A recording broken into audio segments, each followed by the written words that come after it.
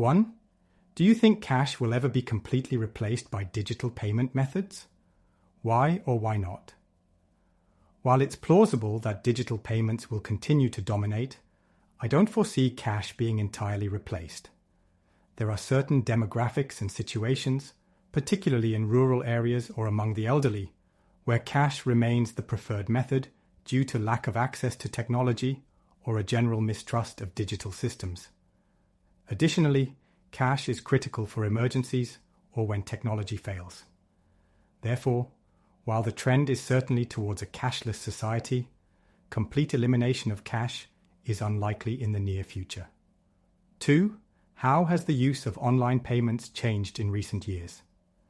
The use of online payments has undergone a dramatic transformation in recent years, primarily due to technological advancements and changes in consumer behavior. The rise of fintech companies, along with integrated payment platforms such as Apple Pay, has made digital transactions more streamlined and user-friendly. The pandemic further accelerated this shift, with many businesses prioritizing contactless and online payment options. As a result, we've seen a significant increase in the volume and variety of transactions conducted online.